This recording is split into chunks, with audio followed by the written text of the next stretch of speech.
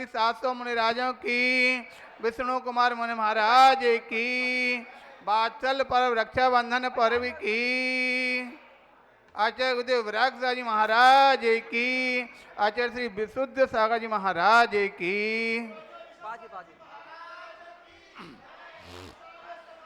अभी प्रवचन के बाद रक्षाबंधन बंधेंगे, आचार्य रक्षाबंधन देंगे और राखी की प्रवचन के बाद बांधना, ठीक।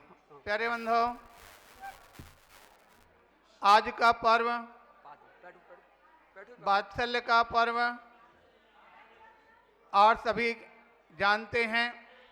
यद्यपि इस पर्व में बहुत बड़ी विषमताएं हैं। विषमताओं में कोई किसी रूप में इस पर्व को मनाते हैं, कोई किसी रूप में पर्व को मनाते हैं, लेकिन हमको अपने समीचीन और सत्यता की ओर जाना है।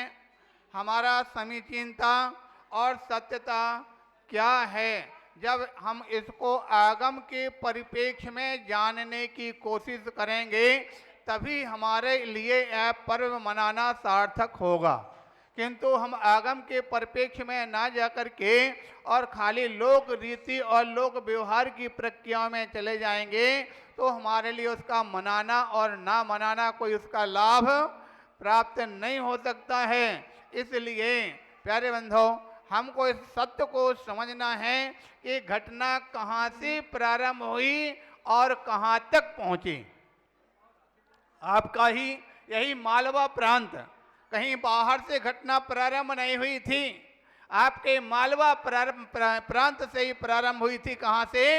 उज्जैनी नगरी में, जहाँ राजा श्रीवर्मा का निवास था। राजा श्रीवर्मा के कितने 4 मंत्री थे। कौन से? बलि, प्रहलाद, नमुची और बृहस्पति, 4 मंत्री। बहुत अच्छा संचालन राज्य का चल रहा था। राजा बड़ा धार्मिक था और वास्तविकता में वही राज्य सफल हो पाता है जहां पर धर्म होता है। क्योंकि शास्त्रों के अंदर उल्लेख आया है कि अगर धर्म में राजनीति होगी तो धर्म का सत्यानाश हो जाएगा, और राजनीति में अगर धर्म नहीं हुआ तो राज्य का सत्यानाश होगा। इसलिए राजनीति में भी धर्म नीति होना चाहिए, और समय पर श्री वर्मा के राज में धर्म नीति थी भी। आप सबको ज्ञात होगा, संतों का समय समय पर गमनागमन विहार होता चला जाता है। उस समय पर अकंपनादि 700 मुनिराजों का उस समय उज्जैनी नगरी में आगमन हुआ। वहां पर विहार करके किसी बगीचे में ठहर जाते हैं। जैसे ही बगीचे में ठहरे, चारों तरफ सूचना हो गई। हमको लगता है बहुत सारी ऐसी चीजें उनकी अनाउंसमेंट करने के बाद भी इकट्ठे नहीं होते हैं, लेकिन पता चल जाए किसी नगर में साधु महाराज आ रहे हैं। आज नहीं, पहले, आज से 25 साल 30 साल पहले की स्थिति थी। इतना सूचना मिल जाए कि महाराज आ रहे हैं, पूरा नगर का नगर दौड़ करके महाराज की अगवानी करने के लिए पहुंच जाता था। महाराज की सूचना मिलते ही सारे सेठ लोग अपने अपने शुद्र वस्त्र पहन करके अपने चढ़ाने की सामग्री लेकर के, अभी देख रहे हैं, देखो पीयूष जी अपनी थैली लेकर के सबसे पहले आगे आगे लेके चल रहे हैं। उसमें सामग्री, कोई थाली लगाकर चल रहे हैं, कोई थैली लेकर के चल रहे हैं पूजा की सामग्री को, और लेकर के वहाँ पर चलते हैं। जाकर वहाँ पर पहुँचते हैं, महाराज का दर्शन करने के लिए और जा रहे थे। जब इस प्रकार से समस्या ये थी कि राजा तो धर्मात्मा था, लेकिन मंत्री जो थे और जैन धर्म के विरोधी थे। ये विरोध जहां पर होता है, समझ लो सत्यानाश। भगवान महावीर का सिद्धांत कहता है, अगर आपके लिए कोई चीज पसंद नहीं आती है, आप मौन ले लेना, कोई बात नहीं। आप उसके प्रति शांत भाव और माध्यस्थ भाव रख लेना, कोई बात नहीं। लेकिन अगर विरोध जहां पर हो जाएगा, वहां पर समझ लीजिए सत्यानाश हो जाएगा। हमको लगता एक वह समय था जब उस समय पर मंत्रियों ने विरोध किया था, लेकिन हमको लगता आज की दुनिया में तो और किसी और नहीं, संतों का विरोध कोई और नहीं, अपने जिन धर्म को पालन करने वाले, जो अपने कहे जाने वाले लोग हैं, जैन धर्म के अनुयायी हैं, वीतरागता के अनुयायी हैं, साधु संतों के अनुयायी हैं। कभी कभी सुनने और देखने में आता है, एक दिन हमारे पास मंत्री जी, अध्यक्ष जी बैठे थे, पता नहीं महाराज क्यों हो रहा, साधु संतों का विरोध ही जैन लोग ही कर रहे हैं और कोई दूसरा करे तो समझ में भी आता है। खैर छोड़ो, हमारा कहना है विरोध कहीं नहीं होना चाहिए, माध्यस्थ भाव तो जैन सिद्धांत का सूत्र है, लेकिन विरोध किसी स्थान पर नहीं होता है। अगर एक बार कहीं विरोध होता है, आगे चल करके वह बैर का रूप धारण कर लेता है, चाहे भगवान पार्श्वनाथ का रहा हो और चाहे 700 मुनिराजों का हो, वह विरोध जहां पर हुआ आगे चलकर उसने बैर का रूप धारण किया। ये बैर वहां से प्रारंभ हुआ।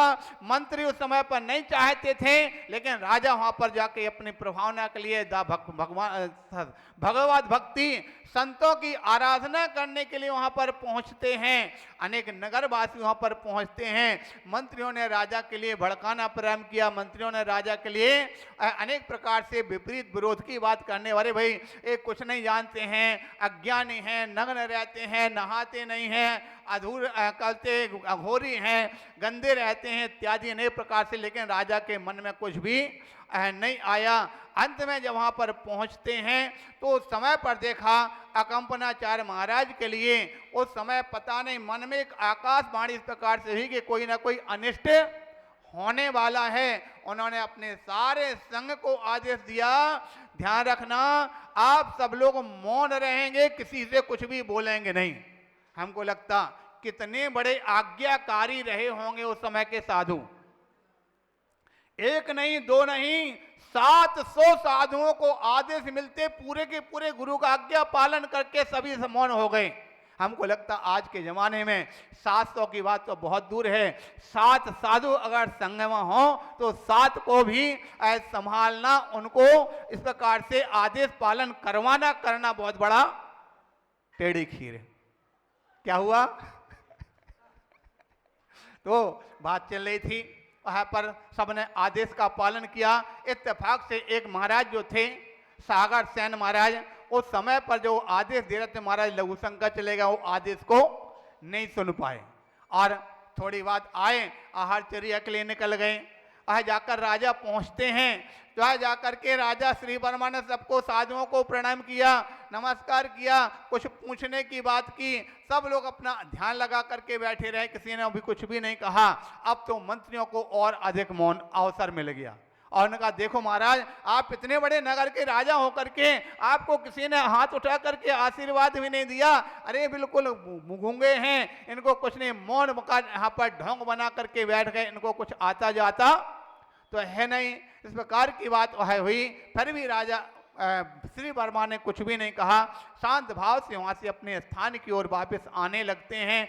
जब वापस आने लगते हैं तो देखा जो महाराज आदेश नहीं सुन पाए थे वो आहार लेकर के वापस आ रहे थे। उनको देख करके मंत्रियों ने कमेंट किया। क्या कमेंट किया? देखो एक बैल वो है जो छाछ पी करके आ रहा। क्या बोला? एक बैल है जो छाछ पी करके आ रहा। ऐसा क्यों कहा? बैल का मतलब नग्न होता। नग्न साधु को देख करके बैल की उपमा दी और छाछ पीने के आने का मतलब क्या? साधु जन अधिकांशतः नीरस भोजन करते हैं, सादा भोजन करते हैं, सात्विक भोजन करते हैं, इसलिए छाछ, क्योंकि घी इत्यादि रसों का त्याग, घी इत्यादि रस में होते हैं, तो इसलिए छाछ का भोजन करके आ रहा, छाछ पी करके आ रहा। इस प्रकार की बात जब महाराज के कान में सुनी पढ़ी तो उन्होंने वह उस व्यक्ति को समझाने की कोशिश की, समझाने की कोशिश की। भो भव्य आत्मन, ध्यान रखना चाहिए, अपनी वाणी का दुरुपयोग नहीं करना चाहिए। अरे तुमको परमात्मा ने वाणी दी है लोगों को गीत और संगीत सुनाने के लिए, मीठे शब्दों में हित मित प्रिय वचनों को बोलने के लिए, लेकिन तुम प्रकार से अपनी वाणी का दुरुपयोग कर रहे हो। महाराज ने तो समझाने के लिए कोशिश की, लेकिन हमको लगता है अगर नकटा के लिए कोई दर्पण दिखाए तो क्या करेगा, वो खुश होगा क्या?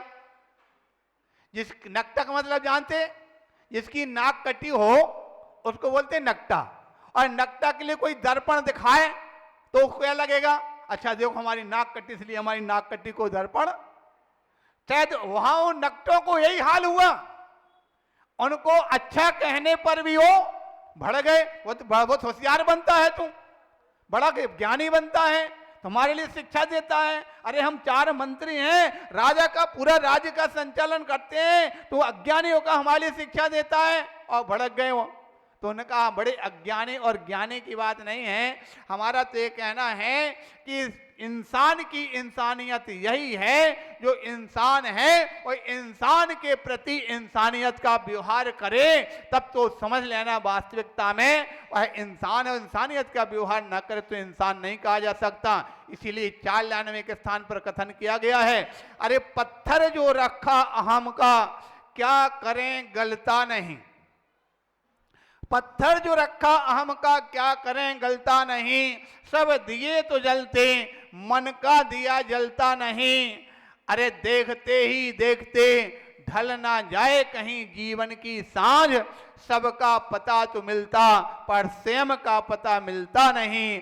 सबका पता तो मिलता, स्वयं का पता मिलता नहीं। प्यारे बंधु, स्वयं के पता खोजने के लिए आज समय से प्रकार से समझाया, उपदेश दिया, लेकिन फिर भी वह माना नहीं। संत तो हमेशा एहसान करके लोगों को बोलते, इसलिए एक और भी एक स्थान पर कहा कि किसी के साथ में अगर है तो उसको एहसान कर देना, उसके लिए वह प्राण नहीं हरण करना।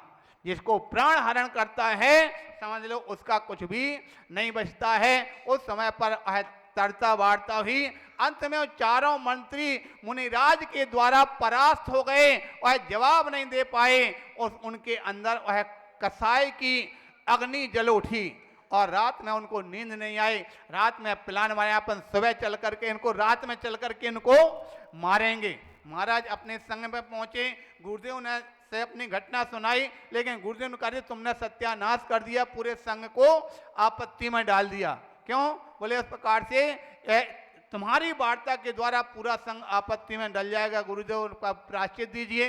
गुरु ने कहा अगर तुम संघ की रक्षा चाहते हो तो जहां तुम्हारी वार्ता हुई उसी स्थान पर जाकर के आज की रात में सामायिक करना है।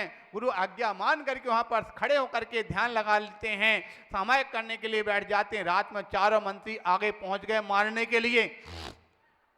अब वो कहते हैं, एक कहता है दूसरे तू मार, कहते पहले तू मार, कहते पहले तू मार, क्योंकि वो जानते हैं, शायद आपने सुना होगा लोक व्यवहार में आता कि गौ हत्या के समान कोई पाप नहीं है, और जैन सिद्धांत कहता कि साधु हत्या के समान कोई दुनिया में पाप नहीं है। तो इस प्रकार से और 4 आपस में एक दूसरे के लिए मारने की बात करते। अंत में वो जानते थे कि निश्चित रूप से हम अपराध कर रहे हैं। 4 ने उस समय पर मिलकर के बात के ऐसा करो अपन 4 एक साथ मारेंगे। और 4 ने जैसी तलवार उठाई, उस स्थान का जो रक्षक देव था और रक्षक देव प्रकट हो जाता है, और रक्षक देव ने सुनाकर धर्म के स्थान पर रक्षा नहीं की जाएगी तो आगे चलकर लोग धर्म के प्रति विश्वास नहीं रखेंगे। मंत्री उस समय पर जो यक्षराज ने, उस क्षेत्र के रक्षपाल ने 4 मंत्रियों को उसी हालत में कील दिया। सुबह देखा ही क्या दृश्य हो रहा है भाई, तलवारें खींचे खड़े हुए हैं। राजा के पास सूचना पहुंचती है, राजा ने उस पर दृश्य को देखा, ये क्या हुआ। अंत में मंत्री अपना सिर नीचे झुकाए और समय पर अपनी वही बैर और क्रोध की आग से मारने के लिए तत्पर हुए। ध्यान रखना, भगवान महावीर का सिद्धांत कहता है, 4 लाने में कहा गया, अरे मारना चाहो गर किसी को मार तो एहसान से, क्या मिलेगा गर किसी को मार दोगे जान से। अरे जान से मारा हुआ वापिस कभी आता नहीं, और एहसान का मारा हुआ फिर सिर उठा पाता नहीं। एहसान का मारा हुआ फिर, संतों ने तो एहसान से मारा था, लेकिन वो जान से मारने के लिए पहुंच गए। अंत में वहां पर राजा ने उस समय पर गुरुदेव ने अपना ध्यान तोड़ा, मंत्र हुआ तो अपने आप यक्ष सामने आ गया और यक्ष सामने आके राजा से पूछा क्या इनको दंड देना चाहिए। जब महाराज के सामने बात आई तो महाराज ने कहा भाई अपराधी हमारा है, हम इसको दंड देंगे। जब उस प्रकार की राजा ने कहा ठीक है महाराज आप जो दंड कहेंगे वो दंड दिया जाएगा। अंत में गुरुदेव ने उस समय पकड़ दिया, मार दो एहसान से उसको मारा कि ध्यान रखना इसके लिए प्राण दंड ना दिया जाए, क्योंकि अहिंसा परमो धर्मा, संत हमेशा अहिंसा परमो धर्मा के पालने वाले होते थे, इसको प्राण दंड ना दिया जाए। और दंड तो अंत में राजा ने क्रोधित होकर उनको चारों को मुंडन करा के जूते की माला पहनाकर नगर से बाहर निकाल दिया। अब पुनः उनके अंदर में कसाय भर गई। वहां से जाकर के जाते हैं दूसरे देश पाक बिहार करते घूमते घामते कहीं अपने काम की तलाश में पहुंच जाते हैं। कहाँ? हस्तिनापुर में राजा पद्म राय का राज्य चल रहा था। वहां पर पहुंच करके राजा पद्म राय पड़ोसी राजा से बहुत परेशान था और खोज रहा था कोई हमारे लिए कोई योग्य मंत्री मिल जाए जिससे हमारी उससे विजय दिला दें। वो चाहता था, ये भी चाहते थे। अंत में इन्होंने अपनी साम दाम दंड भेद की नीति से पड़ोसी राजा को बंदी बनाकर पद्म राय के सामने खड़ा कर दिया। उस समय पद्म राय बड़ा खुश होता है और खुश होकर के उसने कहा ठीक है मंत्रियों मांग लो वरदान, क्या मांगना चाहते हो। तो उस समय मंत्री ने कहा महाराज अभी तो हमारे लिए कुछ नहीं चाहते हैं, जब हमको जरूरत पड़ेगी तो ले लेंगे और सुरक्षित रख लो। ध्यान रखना हमारा ये सिद्धांत है, कभी भी ये दो चीजों को सुरक्षित नहीं रखना, एक दान और दूसरा वरदान। दान जब बोलना तुरंत करना और वरदान जब बोलना तुरंत करना। आज के पहले 4-5 ऐसे लोग हुए जिन्होंने वरदान को सुरक्षित रखा, अंत में सबको पछताना पड़ा। आप देख लो राजा उपश्रेणिक ने वरदान दिया था किसको, जो यानी अपनी पत्नी जो भील कन्या थी चलाती के लिए, अंत में पछताना पड़ा। राजा शांतनु ने वरदान दिया था और धीवर के लिए, जब वो धीवर कन्या के लिए शादी करना चाहते थे, अंत में पितामह भीष्म के लिए प्रतिज्ञा लेना पड़ी। इस प्रकार से वरदान दिया था राजा दशरथ ने कैकेयी को, अंत में पछताना पड़ा। जब भी वरदान को सुरक्षित रखा हमेशा पछताना पड़ा। और जो इस प्रकार से होते हैं तो वरदान तुरंत दान महाकल्याण प्रकार से जाकर के जो पहुंचते हैं। ठीक है सुरक्षित हो गया, समय व्यतीत हो गया, घूमते फिरते बिहार करते करते कहीं कंपन आचार्य मुनिराज का संग पहुंच जाता है हस्तिनापुर नगरी में। हस्तिनापुर में पहुंचते ही कुछ दिन वहां पर ठहरते हैं तो उस पर मंत्रियों ने और महाराज को देख करके पहचाना, अरे ये तो वही हैं जिन्होंने हमारे लिए दंड दिलाया था, नगर से बाहर निकलवाया था। और उनके प्रति कसा जागृत हुई और समय पर वरदान लेने के लिए पहुंच गए पद्मराय के पास। बोले महाराज आपने हमको वरदान देने की बात कही थी, आप हमारे लिए बात मात्र 7 दिन का राज दे दीजिए। तथा तो पद्मराय ने कुछ ना सोचा ना विचारा, 7 दिन का राज दे दिया। 7 दिन के राज्य में उस समय पर मंत्रियों ने अपना यज्ञ अनुष्ठान रखना प्रारंभ किया। अभी सब लोगों ने यज्ञ किया। यज्ञ भी 2 प्रकार का होता है, एक अहिंसक यज्ञ और दूसरा हिंसक यज्ञ। उन्होंने हिंसक यज्ञ को स्वीकार किया।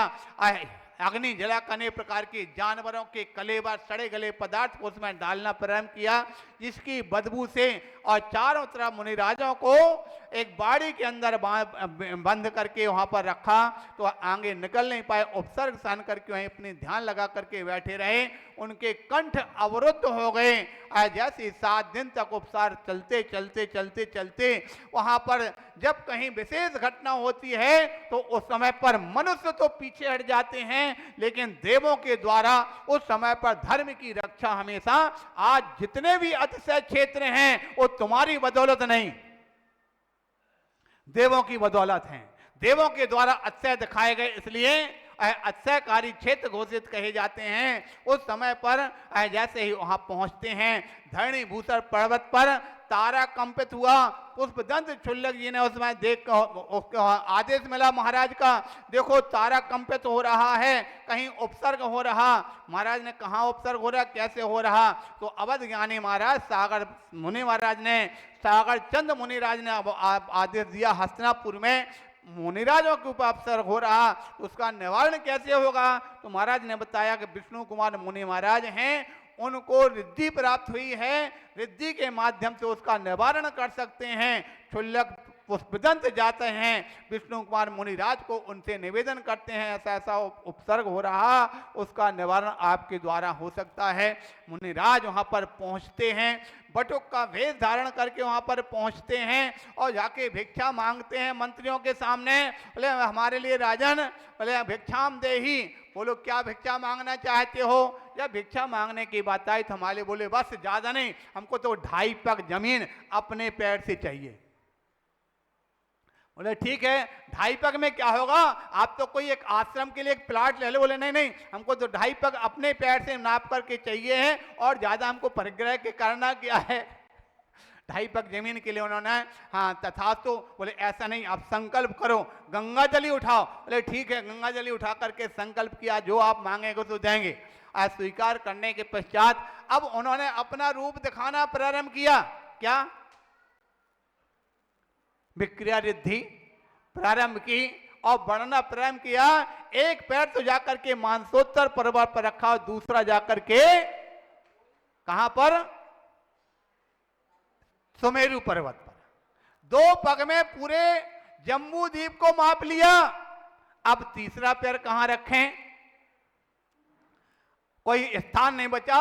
झुक जाते हैं मंत्री उनके चरणों में, बोले हमारी पीठ पर भगवान अपना अगला पैर रख दीजिए। तो उस समय उन्होंने पीठ पे रखा, तो लेकिन ऐसा रखा कि वो खुश हो जाते हैं, एक आशीर्वाद। हम देखते हैं कई स्थान पर लोग जो है ना, हाथ से आशीर्वाद नहीं, पैर धुलाएंगे तो अपने पैर उठा करके अपने माथे में लगाएंगे, हमें पैरों से आशीर्वाद चाहिए। उनको आशीर्वाद मिला, क्षमा याचना करने लगे मंत्री। बोले महाराज हमसे गलती हुआ, क्षमा चाहते, अंत में क्षमा दान उनको मिल जाता है। उसके बाद जब ये उपसर्ग निवारण हुआ, साधु संत 7 दिन बाद आहारचर्या के लिए निकले, उनके कंठ अवरुद्ध हो गए थे। आप सभी जानते हैं सेवैया की खीर उनको लोगों ने उसका आहार कराया। अंत में आहार करने के बाद इतने चौके लगे, 700 मुनिराज के आहार तो हो गए, और 7000 चौके खाली चले गए। जब खाली गए तो क्या करें? तो उन्होंने जिनके हर पे चौके आहार हुआ था, उनको अपने घर पर आहार कराने के लिए ले गए। बोले आपने अपने हाथों से, अपने कर से साधु संतों को आहार कराया, हम आपको आहार करा करके खुश हो लेंगे। आप लोग अब से करते ना, एक करता है 4 लोग उसके हाथ लगा लेते हैं। आप आहार करा के इस प्रकार से सबके घरों में आहार आपस में कराए और समय पर संकल्प किया, जब कहीं धर्म के ऊपर संकट आएगा तो हम अकर्मण्य होकर के नहीं बैठेंगे, आपस में मिलकर के उस समस्याओं का सामना करेंगे। उस समय पर रक्षा सूत्र आपस में लोगों ने बांधा था। उस समय से लेकर आज तक रक्षाबंधन का पर्व जैन सिद्धांत के आधार पर माना जाता है। लेकिन दूसरी ओर लोक व्यवहार में आप सभी जानते हैं, भाई बहन का पर्व मान करके बहन भाई के लिए राखी बांधती है। भैया मेरी रक्षा करना, आज हमारे लिए कहीं कोई समस्या। लेकिन उस समय की बात थी कि जब बहनों के लिए भाई की आवश्यकता पड़ती थी। लेकिन आजकल के जमाने में हम क्या कहें, भाई के लिए बहन की आवश्यकता, बहन के लिए भाई की आवश्यकता पड़ती थी। लेकिन आजकल की बहनें तो ना भाई की आवश्यकता समझ में आ रही उनके लिए, ना बेटा बेटियों की आवश्यकता समझ में आ रही है। शायद कैसा जमाना आ गया, जब बेटा नहीं होगा तो भाई कहाँ, भाई बहन का रिश्ता कहाँ रहेगा? क्योंकि आजकल के जो लोगों का सूत्र क्या बन गया, हम दो हमारा। बोलो ये भाई बहन का रिश्ता रहेगा क्या? आपने उस भाई बहन के रिश्तों को तोड़ने वाला कौन होगा? आज की ये पीढ़ी होगी, भविष्य में आगे चलकर तुम्हारे बेटे बेटी माँ बाप को भी बख्श नहीं पाएंगे, उनको कभी भी माफ नहीं कर पाएंगे। इसलिए ध्यान रखना, इस रिश्ते को कायम रखना है। आज के दिन इस प्रकार से संकल्प करना, कुछ भी हो हम अपने घर में अपनी कुक्षी से कम बेटा बेटी 2 का जन्म तो जरूर देंगे। भाई बहन का रिश्ता जब तक ना हो सकता किसी के 2 बेटे हो जाएं, बेटी ना हो तो तीसरा हो सकता, अरे 3 नहीं तो 4 अगर हो जाए तो क्या बिगड़ जाएगा, क्या भूखे मर जाएंगे? अरे अपने माता पिता को विचार करो कि एक 8 10 बच्चे हुआ करते थे, क्या भूखे मरते थे? बताइए, यहाँ के जो बुजुर्ग लोग हैं, अपने मोदी जी बोले 4 भाई हैं, जब 4 भाई हैं तो बहनें कितनी? 7 भाई, 7 भाई 3 बहनें, 8 भाई 3 बहनें, 8 भाई 3 बहनें। अब बताइए क्या भूखे मर रहे हैं? पूरी समाज के अध्यक्ष बनकर के पूरे इंदौर का संचालन कर रहे हैं।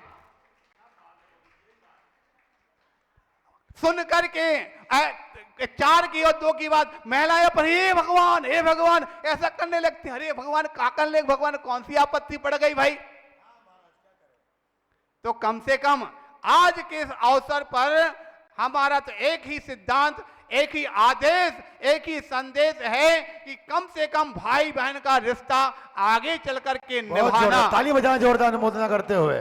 कम से कम जब तक आपके यहाँ भाई बहन दोनों बच्चा बेटी बेटी ना हो जाएं, तब तक आपके लिए बच्चे और बेटों को इस प्रकार से पैदा करें, जिससे कि भाई बहन का संबंध बराबर कायम बना रहे।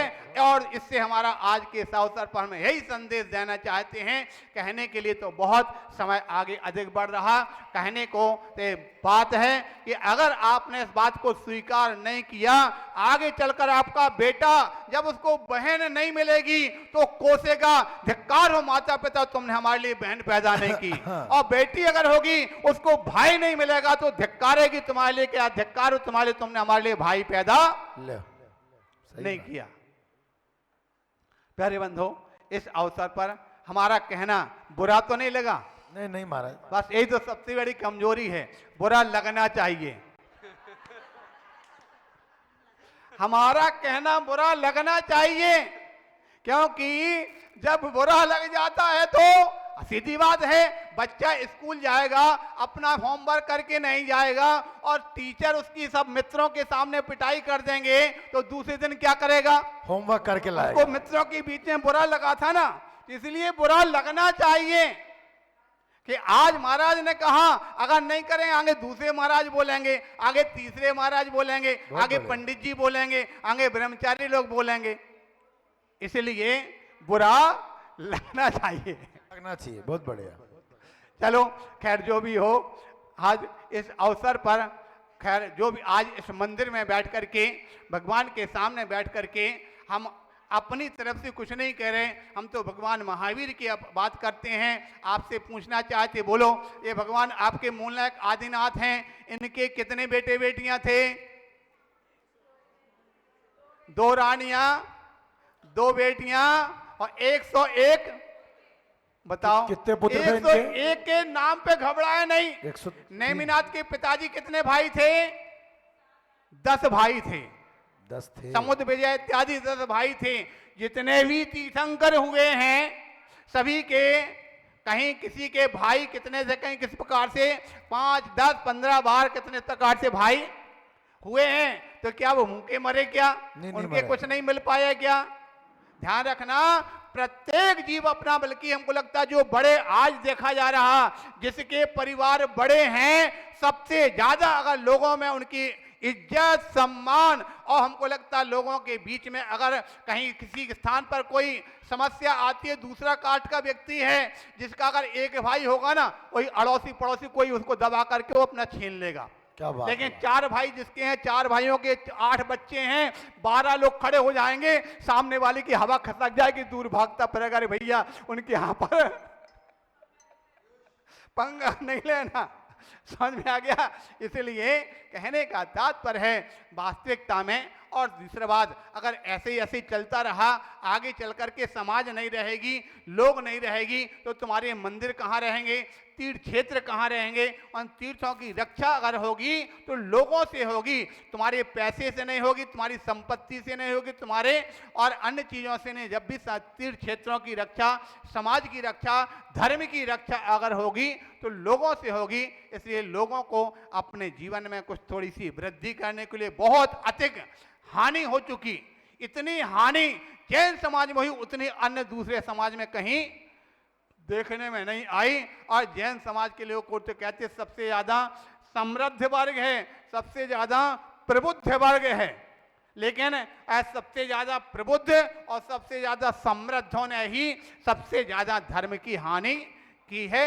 इसलिए धर्म की हानि को आज बहुत अधिक हो चुकी, इसको पुनरावृत्ति करें, बढ़ाने की कोशिश करें। अब पहले के समय में जो 5, 7, 10 बच्चे होते थे, भाई इतने नहीं तो कम से कम 2 से 4 तो हो सकते हैं, 3-4 तो इतना तो कर ही सकते हैं, इसमें कोई बाधा नहीं है। नहीं है। और इस प्रकार से सभी आज का ये पर्व मनाना, आज एक अवसर पर पंडित जी ने बहुत अच्छी भक्ति भावना के साथ यहाँ एक पहले शांति विधान कराया, हवन कराया, आज के बाद अपने यहाँ पर जो यज्ञों यहाँ पर यज्ञ पर कराया, उसके पश्चात अब यहाँ पर रक्षा सूत्र इत्यादि सबके यहाँ पर बांधे गए।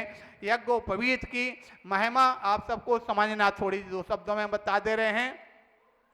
यज्ञोपवीत जैसा उसका नाम है, यज्ञ के समय बगैर यज्ञ के वो है, यज्ञ जब तक यज्ञोपवीत नहीं तब तक यज्ञ करने का अधिकारी नहीं होगा, और अगर यज्ञ करता है तो उसका कोई फल नहीं मिलेगा। यज्ञोपवीत पहनने का मतलब उसमें 3 लड़ियां होती, जो किसका, सम्यक दर्शन ज्ञान चारित्र का प्रतीक होता है।